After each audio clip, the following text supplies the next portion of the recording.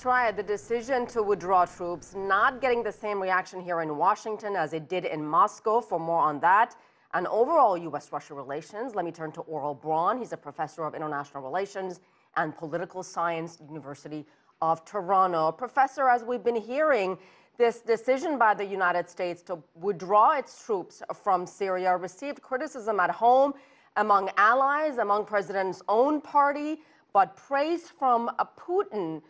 Is this decision, in fact, a gift to Vladimir Putin, as many of President's critics have said? If it is a gift, it's a temporary gift, and it may not be as much of a gift as people think. Russia is overextended. Its economy is in poor shape. It can ill afford many of the foreign adventures it's engaged in. So yes, it has enjoyed tactical success in Syria, but it has to compete there with Iran and also with Turkey. So it is an expensive involvement. It is one that is not at the heart of the security concerns of Russia, and it is something that impedes domestic progress. You will notice in the conference there were some questions about the economy in Russia, which is not doing well at all. Let me talk a little bit more about the regional implications of decision. You mentioned Turkey, you mentioned Iran. It's tough to talk about these things without mentioning the Kurds, who have really been instrumental in battling ISIL in Syria. What does this mean for them and their relationship with the United States? Turkey welcomed this move because they want to act against the Kurds. They view the Kurds as a threat. The Kurds control about 1/3 of the territory of Syria, and Turkey is very much opposed to that. And so Erdogan, who has his own imperial ambitions, certainly welcomed this. Iran is the biggest problem because Iran has imperial ambitions that cover the entire region. Iran has invested a great deal in Syria, and of course they are heavily involved in Lebanon, where they control Hezbollah. So they are a crucial beneficiary of this. Now, to give some perspective, however, we are looking at 2,000 American troops on the ground.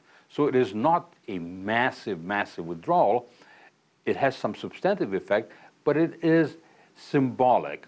And so the concern is that the United States is abandoning the Middle East. Now, the Trump administration has said that they will still use air power, but the symbolism is powerful. And this is why you saw anger at this precipitous withdrawal, not only among Democrats, but also among the president's own party. Senator Lindsey Graham was very angry at this.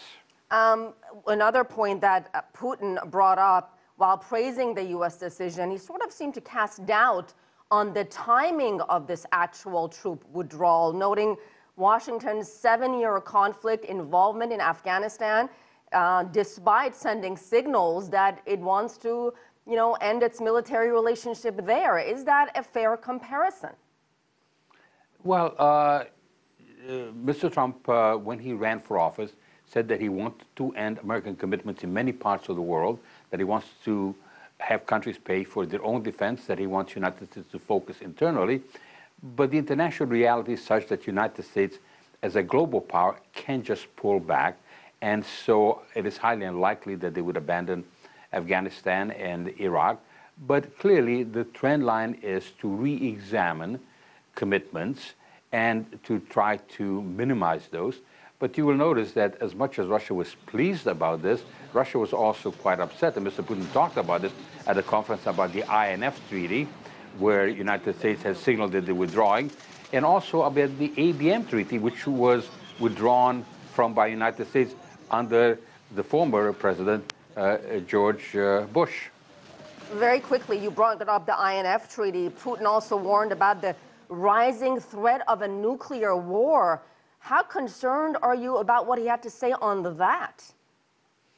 Mr. Putin emphasizes the nuclear arsenal of Russia because that's what the greatest military strength of Russia is. The Russian economy is only about 1/8 at best that of the United States. It can't really compete across the board.